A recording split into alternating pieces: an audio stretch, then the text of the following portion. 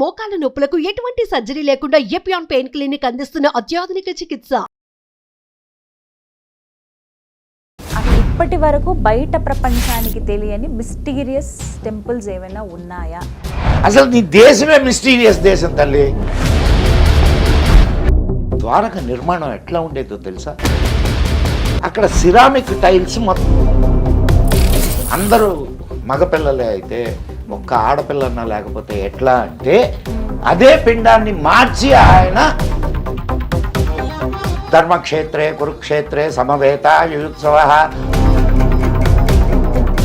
ద్వారక ఉందని తెలిస్తే మహాభారతం కరెక్ట్ ఉన్నట్టే కదా. దాని కెపాసిటీ ఎంత ఉంటుందో ఆ లెక్కన ఒక పురం అది. What is astra and what is shastra అంటే 7 గ్రహాలు 2 ఖండన రేఖలు ఇవన్నీ ఉన్నాయని ఎట్లా కనుక్కున్నారు? వాళ్ళకి ఏ టెక్నాలజీ ఉంది నాకు చెప్పి. ఇప్పుడు ఈ ప్రపంచం మొత్తంలో నాశనం కాకుండా మిగిలి ఉన్నటువంటి ఏకైక జాతి, ఏకైక సంస్కృతి అఖండ భారతదేశం ఎలా ఉండేదండి? భరతవర్షే భరతఖండే మేరోహ దక్షిణ దిగ్భాగే. మరి ఇంతకీ అసలు రావణ లంక ఎక్కడుంది? లేదు. నమస్కారం, వెల్కమ్ టు సుమన్ టీవీ. నేను గీతాంజలి. ఇవాళ నా ముందు ప్రత్యేక అతిథి ఉన్నారండి. వారికి సంబంధించిన వీడియోస్ ఈ మధ్య కాలంలో నేను చూశాను. అసలు మాట్లాడుతున్నంతసేపు కూడా అలా మనం ఆ స్క్రీన్కి అతుక్కుపోతాం అంతే. వారు చెప్పే ప్రతి విషయం నిజమా అని ఆశ్చర్యానికి లోనవుతాము. ఇలా జరిగిందా అని మనకే అనిపించి నిజమే కదా అని మనమే రియలైజ్ అవుతాము. బట్ తెలుసుకోవాలి ఇంకా ఇంకా అనిపిస్తుంది వారు మాట్లాడే ప్రతి ఒక్కటి కూడా. ప్రత్యేకించి పురాణాల్లో అంటే మనం ఏన్షియంట్ హిందూ టెక్నాలజీ ఏ విధంగా ఉండేది, ఇప్పుడు మనం ఏవి వాడుతున్నాం, ఇంతకు ముందు కాలంలో టెక్నాలజీ ఎలా ఉండేది, అసలు మన పురాణాల నుంచి ఇతిహాసాల నుంచి మనం ఏం నేర్చుకోవాలి, ఎలా మన లైఫ్ స్టైల్ ఉండాలి, ఇప్పుడు మనం ఏదో ఈజీగా ఒక మాటలో చెప్పేస్తున్నాం కానీ అప్పటి రోజుల్లో అసలు ఎలా ఉండేవి, ఇవన్నీ కూడా మాట్లాడి లేటెస్ట్ నాకు తెలిసి ఇప్పుడున్న జనరేషన్ వాళ్ళందరికీ కూడా ఆయన ఒక డిక్షనరీ అయిపోయారు. ఆయన ఒక బెస్ట్ బుక్ అయ్యారనే చెప్తాను నేనైతే. వారే ది మదన్ గుప్తా. ప్రస్తుతం నాతో పాటు ఉన్నారు. ఇవాళ కూడా ఇటువంటి చాలా సున్నితంగా ఉన్న అంశాలే కావచ్చు, మన దగ్గర ఉన్నటువంటి కొన్ని సందేహాలే కావచ్చు, వీటన్నిటి గురించి వారి ముందు ప్రశ్నలుగా నేను ఉంచబోతున్నాను.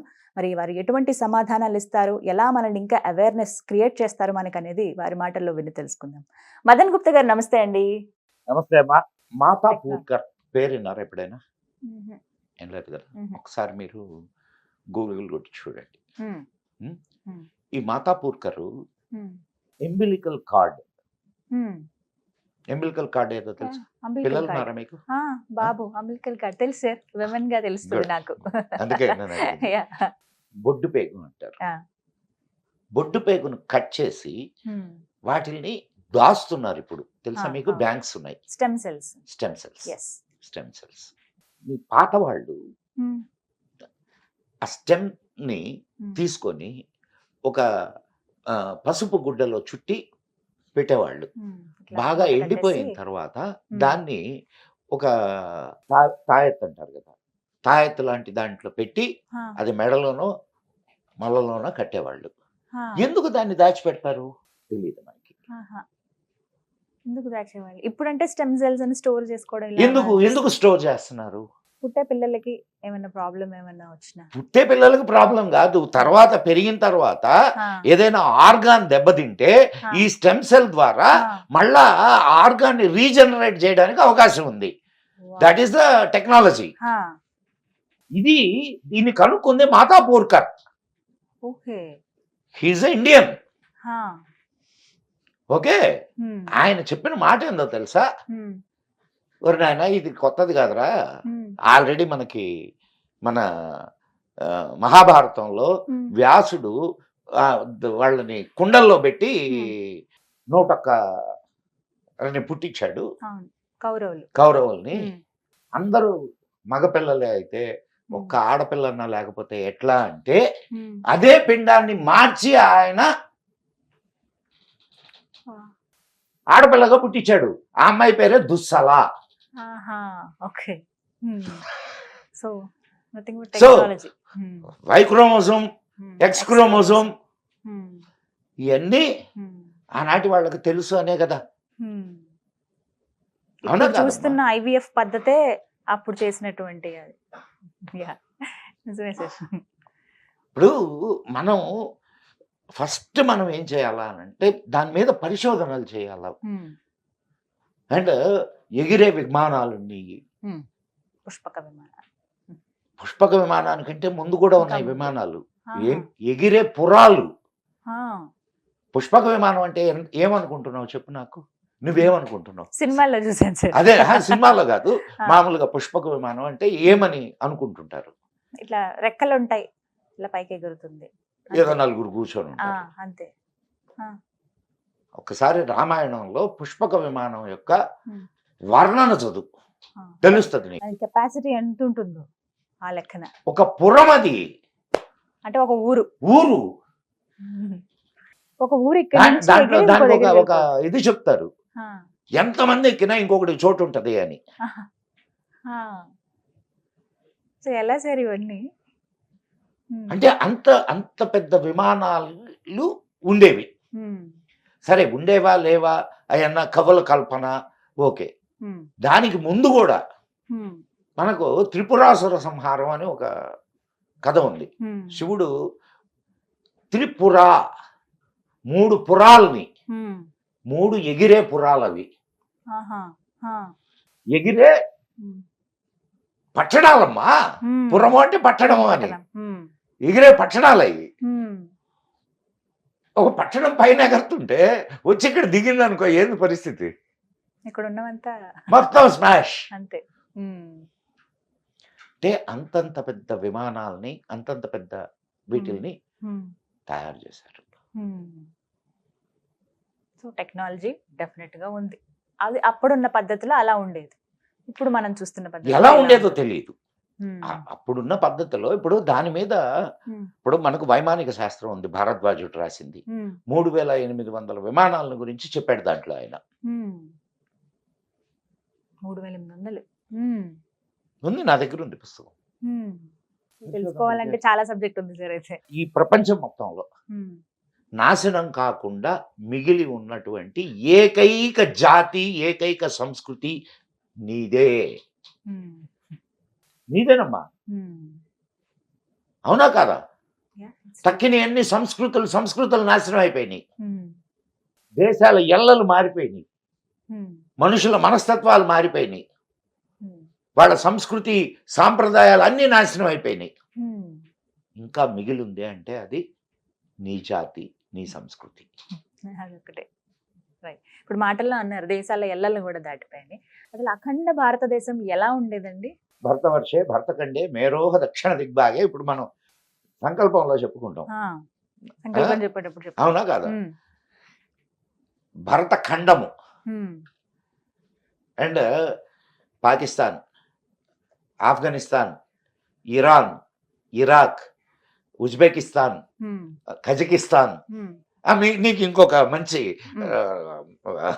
ఇటు శ్రీలంక, ఇటు మాల్దీవ్స్, ఇవన్నీ కూడా మనకు ఉపద్వీపాలు అయ్యి 8 ఉపద్వీపాలని చెప్పారు మన పురాణాల్లో.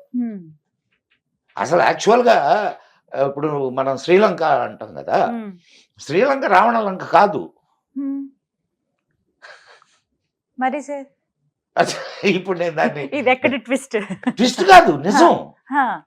అమ్మాయి కాలక్కాడు దగ్గర మహేంద్ర పర్వతం ఉంది తమిళనాడులో. మహేంద్ర పర్వతం నుంచి రామాయణంలో ఆయన ఏం చెప్పాడు? మహేంద్ర పర్వతం నుంచి హనుమంతుడు 100 యోజనాల దూరంలోని లంకకు వెళ్ళాడు. దాన్ని ఈయన వర్ణిస్తాడు. ఎవరు? సుగ్రీవుడు. అక్కడ 100 యోజనాల దూరంలో ఒక లంక ఉంది, అది 100 యోజన విస్తీర్ణము అని. 11 పాయింట్ సంథింగ్ అంటే 1200 అనుకుందాం, 12 కిలోమీటర్లు యోజనము అంటే. మరి 100 యోజనాలు అని అంటే 1200 కిలోమీటర్లు. ఇప్పుడు భారతదేశం నుంచి శ్రీలంక ఎంత దూరం ఉందమ్మా? ఆ వారధి ఎంత ఉంది? చాలా తక్కువ, 10లోనే 50 కిలోమీటర్లు, 56 కిలోమీటర్లు. కానీ ఇక్కడ నుంచి చూసినప్పుడు వాళ్ళ ఇవి కూడా కనిపిస్తాయి కదా సార్. నేను అదే చెప్తుంది, 56 కిలోమీటర్లు. 56 అంతే. శ్రీలంక విస్తీర్ణం ఎంతో తెలుసా? 346 కిలోమీటర్లు. మరి ఇందాక చెప్పిన లెక్కకి ఇప్పుడు 1200 కిలోమీటర్ల రేడియస్ హా, ఇది రావణ లంక. హా, 100 యోజనాలు అంటే 1200 కిలోమీటర్ల దూరం. దూరం ఉంటుంది. హా, అది ఈ లంక ఎందుకు అవుద్ది? దీని అసలు పేరు సింహళం. సింహళం. సింహళం. హ్మ్, నాలుగు మందంగాళ్ళు వచ్చారు కదా మనల్ని దోచుకోవడానికి. హ్మ్, దే, ఆ, బ్రిటిష్ వాళ్ళు వీళ్ళు హ్మ్, వాళ్ళకి నోరు తిరక్క హ్మ్. సిలోన్ సిలోన్ అనడం మొదలెట్టారు. ఆహా, హ్మ్, అది సిలోన్గా ఉండింది. హ్మ్, 1948లో దానికి స్వాతంత్రం వచ్చింది. 1973లో దానికి లంక అని పేరు పెట్టారు. హ్మ్. ఉట్టి లంక అంటే బాగుండదని దానికి శ్రీలంక. శ్రీ అని తగిలిచ్చారు. హా. మరి ఇంతకీ అసలు రావణ లంక ఎక్కడుంది? లేదు, మాల్దీవ్స్ దగ్గర ఉంది. ఓకే. కానీ మాల్దీవ్స్ దగ్గర హా, అంటే ఓషనోగ్రఫీ హ్మ్, ఇది చేసిన సైంటిస్టులు ఏం చెప్తున్నారా అంటే హ్మ్, 5000 నుంచి ఒక 10,000 సంవత్సరాల లోపల ఒక పెద్ద సునామీ లాంటిది హ్మ్, వచ్చింది. హ్మ్, అండ్ టెక్టానిక్ ప్లేట్స్లో కదలికలు జరిగినాయి. హ్మ్. దానివల్ల ఒక పెద్ద భూభాగం సముద్రంలోకి కుంగిపోయింది అని చెప్తున్నారు. ఓకే. అదే లంక అయి ఉండొచ్చా? అప్పుడు రాముల వారు కట్టిన రాళ్ళు గాని ఏవి ఇంకా లేవు. ఎట్లా నీకు సముద్రంలో మునిగిపోయి ఉన్నాయమ్మా, హ్మ్, సముద్రంలో మునిగిపోయి ఉన్నాయి. అక్కడి నుంచి ఇప్పుడు అది ఓషన్ నీకు లోపల ఇప్పుడు దీన్ని ద్వారకాని ఐడెంటిఫై చేశారు. హ్మ్. మన మోడీ గారు కూడా వెళ్ళి అక్కడ దండం పెట్టుకొని వచ్చారు ఆ, కదా. పూజ అవి చేశారు. పూజ అవి చేశారు, దండం పెట్టుకొని వచ్చారు కదా. హ్మ్, అది చేశారు. కానీ దాని మీద మధ్యలోనే ఆపేశారు తెలుసా నీకు హ్మ్. ఆ ప్రాజెక్ట్ని. ఎందుకంటే యాక్చువల్లీ నవంబర్‌లో పర్మిషన్ ఇస్తారు, అందరికి వెళ్ళడానికి వీలుంటుంది. అసలు ఆ ప్రాజెక్ట్ సప్లై దాన్ని చేస్తారు. ఆ. ఎక్స్కవేట్ చేసే ప్రాజెక్ట్ ఒకటి ఉండే హ్మ్, మన ఆ, విదేశాల ఫండింగ్తో. హ్మ్. కొన్ని బృందాలు వెళ్ళి అవన్నీ టెస్టులు చేసి వచ్చేవి. అవును. వాళ్ళకి కావాల్సినటువంటి ఇన్నర్ ఇవన్నీ కూడా ఏర్పాటు చేశారు. హ్మ్. దాన్ని ఆపేశారు. ఎందుకని? ద్వారక ఉందని తెలిస్తే మహాభారతం కరెక్ట్ ఉన్నట్టే కదా. మహాభారతం ఉంది జరిగింది అని అంటే కృష్ణుడు, ధర్మరాజు వీళ్ళందరూ ఉన్నట్టే కదా. హ్మ్. ఉన్నట్టే. ఇప్పుడు దాకా మనకు నూరిపోసింది ఏంది? హ్మ్, అవన్నీ పుకిటి పురాణాలు, హ్మ్, అంతే కదా. హ్మ్, మరి నీకు ద్వారక కళ్ళ ముందు కనిపిస్తుంటే అది పుకిటి పురాణం ఎట్టవుద్ది? హ్మ్, ద్వారక మునిగిపోయింది అన్న సంగతి కూడా మనకి మహాభారతంలో ఉంది. హ్మ్, హ్మ్, అంత భయంకరమైన కుట్ర మన మీద జరిగింది. హ్మ్. కానీ ఇప్పుడు రామసేతు అన్నారు మీరు, మాల్దీవ్స్ దగ్గర అని చెప్పారు. కొంతమందేమో ఆస్ట్రేలియా అని చెప్పి కూడా చెప్తున్నారు. ఆస్ట్రేలియానే అసలు లంక అని కాదు కాదు అంటారు. కాదు. కాదా? నీకు నేను కానీ ఒకటే సర్ప్రైజింగ్ అనిపించింది మీరు చెప్పిన దాంట్లో. అంటే ఇప్పుడు మనం చూసి నమ్ముతున్నటువంటి రామసేతు అది రాముడు కట్టింది కాదా? కాదు ముమ్మాటికి. ముమ్మాటికి. హ్మ్. ఎందుకు మరి దాన్ని రామసేతు అని రామసేతుని దాన్ని ఎందుకు అంటున్నారు? These are all temple tourism. Oh. Hmm. ఇది కూడా ఉందంట. హ్మ్. కానీ ఇప్పుడు ఇంతమంది శ్రీలంకకి ఇంతమంది వెళ్తున్నారు మనోళ్ళు. ఆ, ఇండియా వాళ్ళు వెళ్ళి అక్కడ ఇదిగో ఇక్కడే అదేదే వాడు రావణుడు వాడి శరీరం ఉంది, ఆ, ఒక పుష్పక విమానం ఇక్కడికో ఆనవాళ్ళు ఇక్కడే ఉన్నాయని. పుష్పక విమానం ఆగింది, నల్లగా ఉంటుంది చూడండి. ఆ, ఇవి చూసాను సార్. అశోకవనం ఇదే, సీతమ్మ ఇక్కడే ఇక్కడే కూర్చుంది అని చెప్పి. సార్ ఇట్స్ ట్రూ సార్, నిజంగా చాలా మంది చెప్తుంటే విన్నాను నేను ఇది. దీస్ ఆర్ ఆల్ కల్పితాలు అవన్నీ. Temple tourism. అంతే. వాడి శ్రీలంక వాడు బతకాలి కదమ్మా. ఓ గాడ్. సో ఓకే, మళ్ళీ కమింగ్ బ్యాక్ అఖండ భారతం. రామాయణంలో కైకమ్మ ఈయన్ని అడవులకు పంపిస్తుంది కదా. అవును. ఆ టైంలో భరతుడు Hmm. అండ్ శత్రుఘ్నుడు శత్రుఘ్నుడు ఉంటారు. ఇద్దరు వాళ్ళ తాతగారి దగ్గరికి వెళ్తారు. Hmm. ఇప్పుడు రష్యాతో ఎవరికి యుద్ధం జరుగుతుంది? ఉక్రెయిన్. ఉక్రెయిన్. ఆ. యుక్రెయిన్కి వెళ్తారు వాళ్ళు. ఓ, ఎందుకని సార్ అక్కడ? మనది బార్డర్స్ అయ్యి బార్డర్లను కాపాడడానికి వెళ్తారు. ఆహా. Hmm. Russia Hmm. రష్యా సంస్కృత నామం ఏందో తెలుసా? Hmm. వృక్ష. వృక్ష. వృక్ష హా. వృక్ష అంటే ఏందో తెలుసా? Hmm. ఎలుగుబంటి. Hmm. సోవియత్ రష్యా శ్వేత వృక్ష, తెల్ల ఎలుగుబంటి. తెల్ల ఎలుగుబంట్లు ఉండే ప్రదేశం కాబట్టి దానికి శ్వేత వృక్ష అని పేరు వచ్చింది. పోలార్ బేర్స్ అంతే కదా సార్? విన్నావా ఎప్పుడైనా ఇది? ఆహా. మీరు చెప్పింది అయితే వెళ్ళలేదు సార్. తెల్ల వేలుకుబంటి అంటే పోలార్ బేర్ అదొకటే అక్కడ వరకు తెలుసు. శ్వేత వృక్ష అంటారు తెల్ల ఎలుగుబంటిని. ఇలా చాలా దేశాల పేర్లు మన సంస్కృత నామాలు ఉన్నాయి కదా సార్ వాటికి. ఆఫ్ఘనిస్తాన్ బాగ్దాద్ ఉందా? బాగ్దాద్. బాగ్దాద్. బాగ్దాద్ ఎవరి పేరు మీద వచ్చిందో తెలుసా నీకు? భగదత్తుడు. ఆయన భగదత్తుడు మన మహాభారత యుద్ధంలో పాల్గొన్నాడు. భగదత్త బాగ్దాద్ అక్కడి నుంచి వచ్చాడు ఆయన అలా యుద్ధానికి. మహాభారత యుద్ధంలో పాల్గొనడానికి అక్కడి నుంచి వచ్చాడు. సో అట్లా నువ్వు ఈ రామాయణంలో ఉన్నటువంటి మన అఖండ భారతావని అలా ఉండేది అంత. ఇవన్నీ బార్డర్స్ మనకి, ఉక్రెయిన్ గానీ, రష్యా, ఇటు మీరు చెప్పినట్టుగా ఆఫ్ఘనిస్తాన్, ఈ కజకిస్తాన్, ఉజ్బెకిస్తాన్ ఇవన్నీ ఉత్తర కురుభూములు అనేవాళ్ళు. ఉత్తర కురుభూములు. ఉత్తర కురుభూములు అంటే అర్థం వాటి పేరు అది ఆ. ఉత్తర కురుభూములు. అర్జునుడు వాళ్ళ దగ్గర పన్ను వసూలు చేయడానికి అక్కడికి వెళ్ళొస్తాడు. ఆ విషయం కూడా మీకు మహాభారతంలో ఉంది. ఇంకా భారతం గాని, రామాయణం గాని, భాగవతం గాని చదివితే ఇన్ని విషయాలు తెలుస్తాయి ఫస్ట్ మనకి. అసలు నీకు యు కాంట్ బిలీవ్ అమ్మా. నువ్వు ఏదో పురాణం ఏదో ఒక దీన్ని చదివినట్టు కాకుండా ఒక అనలిటికల్ బేస్ తో నువ్వు కానీ దాన్ని చదివితే అనేక విషయాలు నీకు బయటకు వస్తాయి. అనేక విషయాలు. టెంపుల్స్ మీరు చెప్పినప్పుడు నేను చాలా గుళ్ళ గురించి విన్నాను సార్. నాకే సర్ప్రైజింగ్ అనిపించింది. అసలు ఇప్పటి వరకు బయట ప్రపంచానికి తెలియని మిస్టీరియస్ టెంపుల్స్ ఏమైనా ఉన్నాయా? ఉన్నాయమ్మా, ఉన్నాయి. అసలు నీ దేశమే మిస్టీరియస్ దేశం తల్లి. నీ దేశమే మిస్టీరియస్ దేశం. కొన్ని వేళ సర్ప్రైజింగ్ అనిపిస్తాయి సార్. హిమాలయాస్ గురించి ఇందాక అనుకున్నాను కదా, అది మీకు ఇప్పుడు చెప్తాను. ఇక్కడ let the people also know. Himalayas లో ఒక ఇంటీరియర్ ప్లేస్ అది. యమునోత్రికి వెళ్లే దారిలో అది లెఫ్ట్ సైడ్ లోపలికి వెళ్తుంది. ఆ పేరు నాకు గుర్తు రావట్లేదు, అంతకంటే ఇంకేం లే. హాయిగా మామిడి తోటల ఇయ్యుని శుభ్రంగా దిగి మామిడికాయలు కోసుకొని అక్కడ కొంత సమయం మన పాండవులు అక్కడ గుహలో ఉన్నారు. ఆ గుహ అంతా చూసాం మేము. తర్వాత అక్కడ ఒక టెంపుల్ ఉంది. ఆ టెంపుల్ కి వెళ్ళాం. అక్కడ ఒక పెద్ద ప్లాట్ఫామ్ ఉంది. ఆ ప్లాట్ఫామ్ ఏంటి అని అడిగితే అక్కడ వాళ్ళు చెప్పినటువంటి విషయం ఏంటంటే, అంటే నా మామూలుగా నేనేందంటే ఎక్కడైనా వెళ్తే అక్కడ ముందు ఆ పూజారిని అడుగుతాను విషయం, ప్రాంత విశిష్టత అడుగుతాను. అట్లా మీకు ఇప్పుడు వైదీశ్వరన్ కోయల్ విన్నారా? విన్నాను సార్. వైదీశ్వరన్ కోయల్ దగ్గర ఒక అదే తటాకం ఉంటుంది, కొలంలాగా. దాంట్లో మునిగితే చర్మ వ్యాధులు పోతాయంటారు.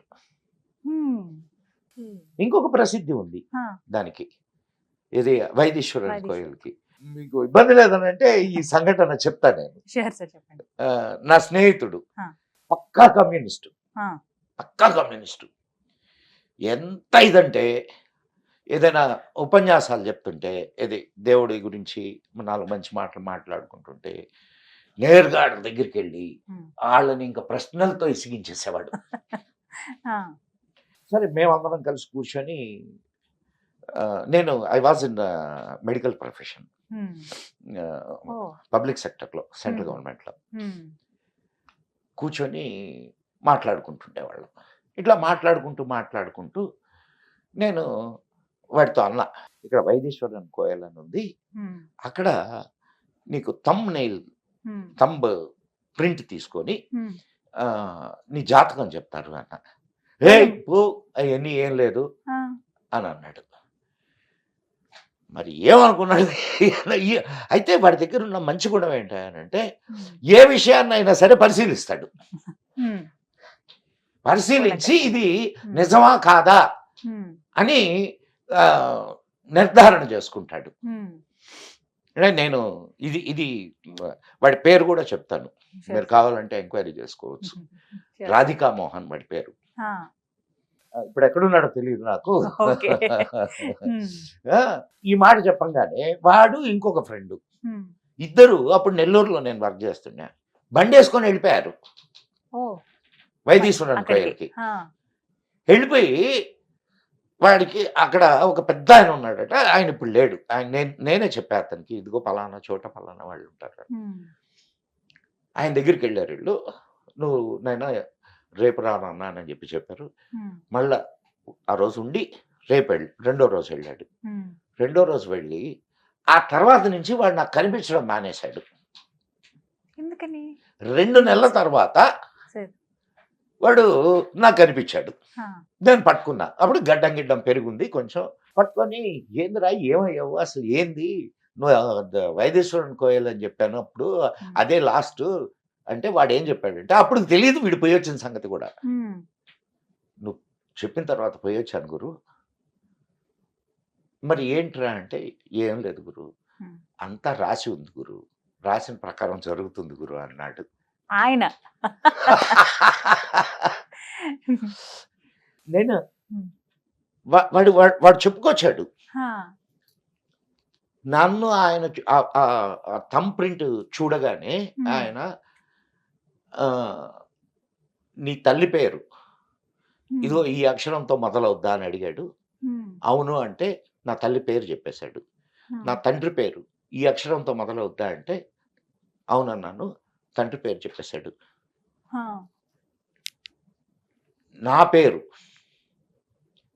రాధికా మోహన్ అనేది కొంచెం ఇదైన పేరే కదా, అంటే కాస్త కామన్ నేమ్ అయితే కాదు కదా.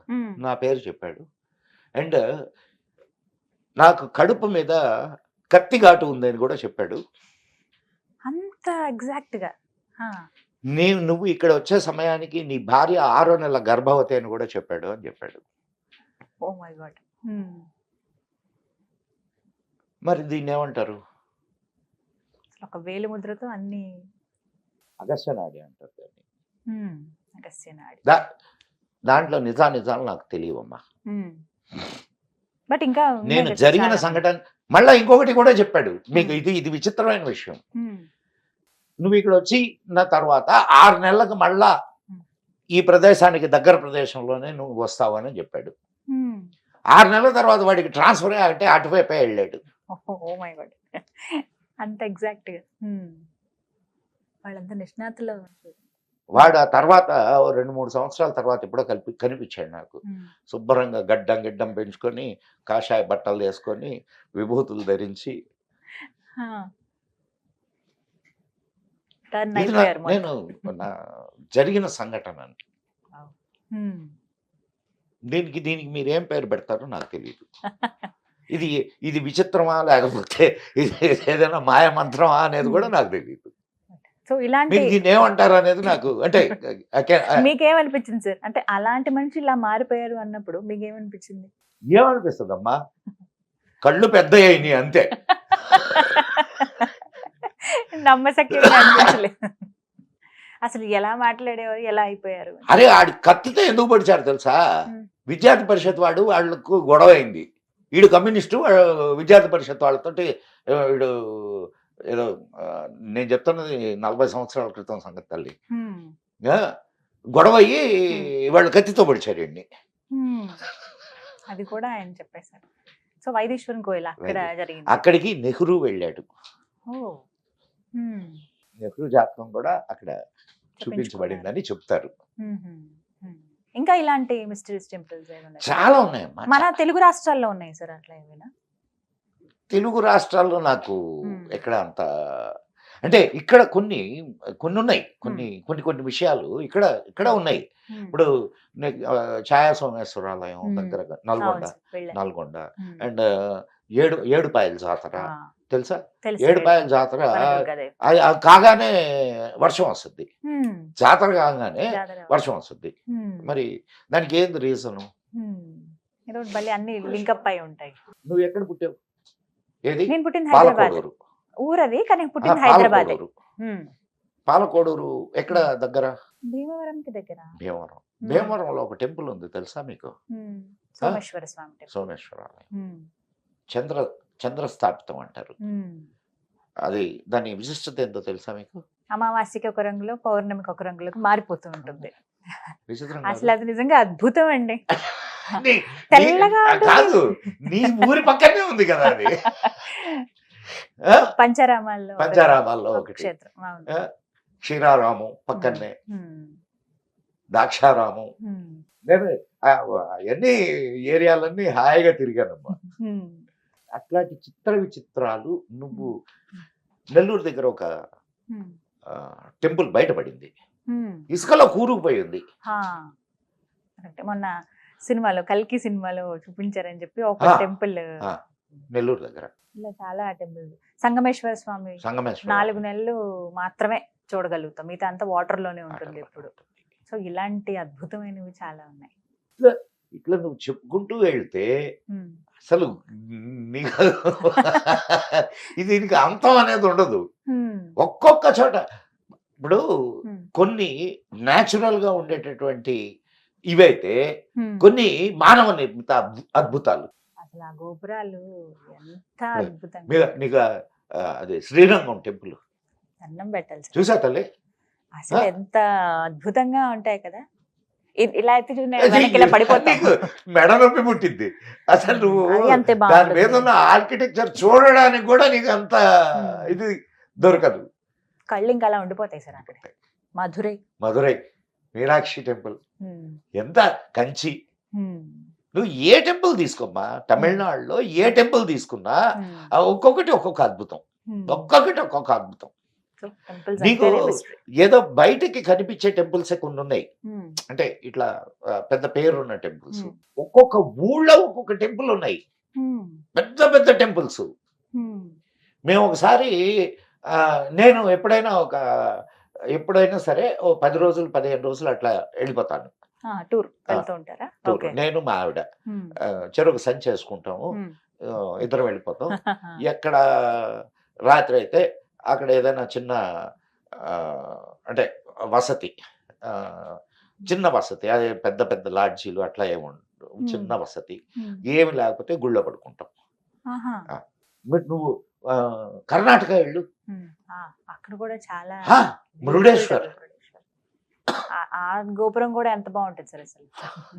ఎంత అమ్మాయి వర్ణించలేము. నీకు అసలు ఇప్పుడు అవన్నీ చూస్తుంటే నీ దేశం మీద నీకు ఒక ప్రేమ కలగడం లేదా? భక్తి, గౌరవం. గౌరవం, ప్రేమ. బా, నా ఖచ్చితంగా. దేశం ఎంత అద్భుతమైన దేశం అనిపించట్లే? ఖచ్చితంగా అనిపిస్తుంది సార్. అది ఉమ్, కర్ణాటకలో ఉమ్, అద్భుతమైన శిల్ప సంపద. ఉమ్, బేలూరు, హళిబేడు ఉమ్. అండ్ ఇక్కడ హంపి, విజయనగరం. అవును, ఎన్ని చాలా ఉన్నాయి ఇలాంటి అద్భుతం. అయితే నాకు ఒక సందేహం అండి. కైలాష్ పర్వతం, చాలా మంది ఆ పర్వతాన్ని దూరం నుంచి చూడడమే ఒక భాగ్యం అనుకుంటారు. కొంతమంది అయితే ఫ్లైట్ లో నుంచి వెళ్తూ చూస్తారు అక్కడి వరకు. ఇంకొంతమంది దూరం నుంచి, ఈ మధ్య ఫ్లైట్స్ లో ఇగోండి దాని చూడండి పైనుంచి అని వెళ్ళవు. అంటారు. పక్క దూరం నుంచి సార్, ఎంత అంటే అక్కడెక్కడో కనిపిస్తుంటుంది, దర్శనం చేసుకోండి అని చెప్తారు. ఇక్కడే చేతిలో ఉన్న లింగానికి అభిషేకం చేయడం అన్ని చేస్తారు. ఇంకొంతమందికి కొంచెం అవకాశం అంటే ఆ దూరం నుంచి ఇక్కడే సాష్టాంగ నమస్కారాలు పెట్టుకుని ఇక్కడ నుంచి చూస్తారు అంత దూరం. ఎందుకమ్మా తిరుగుతారు, ప్రదక్షిణ చేస్తారు. ప్రదక్షిణ ఉంటుంది కొంతమంది, కానీ దాన్ని ఎక్కే ప్రయత్నం అనేది ఎవరు చెయ్యరు. అసలు అది అసాధ్యం అని చెబుతూ ఉంటారు. ఎందుకు అసలు అక్కడ ఏముందని? ఇందాక మనం కూర్చునే దానికి ముందు మన మిత్రుడు కార్తీక్ ఒక ప్రశ్న వేశాడు. సార్, ఈ జ్యోతిర్లింగాలు, శక్తిపీఠాలు ఇవేంటి సార్ అని. మీకు ఎనర్జీ ఒకటి ఉంటుందమ్మా, ఒక ఎనర్జీ ఉంది అక్కడ. అది ఏ ఎనర్జీ అనేది ఎవరికి తెలియదు. మీకు ఒక 60 years బ్యాక్ అనుకుంటాను, ఒక పర్వతారోహకుడు కొంత దూరం ఎక్కాడు. కైలాస పర్వతం ఎక్కితే అతని శరీరం ముడతలు పడిపోయింది, గోళ్ళు పెద్ద అయిపోయినాయి, అండ్ ముసలితనపు ఛాయలు వచ్చినాయి, దిగొచ్చేసాడు. ఇది ఇట్ వాజ్ రికార్డెడ్. సో ఇప్పటికీ అది ఒక విచిత్రమైనటువంటి నేను ఇప్పటికైతే నాకు చూసే భాగ్యం ఇంకా కలిగించలేదు ఆ శివయ్య. ఎప్పుడు కలిగిస్తాడో తెలియదు. కలిగిస్తాడో కలిగించడో కూడా కానీ అసలు తెలీదు. నార్మల్ వీడియోలో చూస్తేనే గూస్ బంప్స్ వచ్చేస్తాయి శివ అసలు. అసలు అద్భుతం అమ్మా. నిజంగా అది. శివయ్యే అక్కడ కొలువై ఉన్నారు అంతే. అని నమ్ముతాం మనం అందరం. ఎంత ఎనర్జీ అక్కడ ఉన్నదో ఆలోచించు ఒక్కసారి. నీకు ఆ పర్వతం ఎక్కుతుంటే ముసలితనం వస్తుంది అని అంటే దాన్ని బట్టి అర్థం చేసుకో. కొంతమంది మాత్రమే ఎక్కిన వాళ్ళు ఉన్నారు. ఎక్కారు. ఎక్కారు. ఓకే. నీకు మరి టిబెట్కి వాళ్ళకి అలాంటి సంబంధించిన అనుభవం- లామాల్లో ఒక లామా ఉన్నాడు. ఆయన ఎక్కినట్టుగా ఒక కథనం ఉన్నది. ఓకే. తర్వాత ఇప్పుడు అమ్మ ఋషులు మునులు వీళ్ళు ఎక్కగలిగిన వాళ్ళు ఉన్నారు, ఎక్కిన వాళ్ళు ఉంటారు. వాళ్ళు నీకు కనిపించరు, వాళ్ళు నీకు చెప్పరు. మనం అక్కడికి వెళ్తే మళ్ళా వెనక్కు రాము. మనలాంటి ఇప్పుడు- వాళ్ళం అయితే. కాదు కాదు వాళ్ళ ఇప్పుడు అటువంటి వాళ్ళ సాంగత్యంలోకి వెళ్తే నువ్వు ఈ ప్రపంచం మీద నీకు ఇది ఉండదు. సో ఈ ప్రపంచానికి తెలిసేది ఎట్లా? తెలిసే అవకాశం లేదు. లేదు. కాబట్టి అది ఎప్పటికీ ఒక మిస్టరీగానే అంత ఎనర్జీ అక్కడ ఉంటుందన్న అంత Particular ఎనర్జీ గా కొంత టైం. అంత ఎనర్జీ. కొన్ని సంవత్సరాల తర్వాత మళ్ళీ పర్మిషన్ ఇవ్వటం, ఈసారి కొంతమంది యాత్రికులు వెళ్ళడం చూసాం. అది యాక్చువల్ గా మందమ్మ, యాక్చువల్ గా మంది. మంది. ఆ, మన కైలాస కైలాస పర్వతం. పర్వతం అమ్మా. శివుడు నివసిస్తాడనే పర్వతం కదా అది. ఆ, మన నెహ్రూ మహాత్ముడి చలవ వల్ల దాన్ని చేజార్చుకున్నాం. 1962 వార్లో వి లాస్ట్. లేకపోతే ఎంతటి భాగ్యం అనేది. కానీ ఇప్పటికీ మన శివయ్య అని మనం భావిస్తాం కదా సార్. అక్కడికి వెళ్ళిన ఎక్కడుంటే ఆయన మనోడే. నార్త్ నుంచి అంతా బోలే బాబా అని పిలుస్తూ ఉంటారు ఆయన. మనం అంటే శివయ్య ఇలా రకరకాల పేర్లతో మనం పిలుస్తాం. నువ్వు కానీ ఏ పేరుతో ఆయన పిలువమ్మా. చక్కగా చెప్పారు sir. Thank you so much for your time. నమస్కారం. ఓం నమః శివాయ.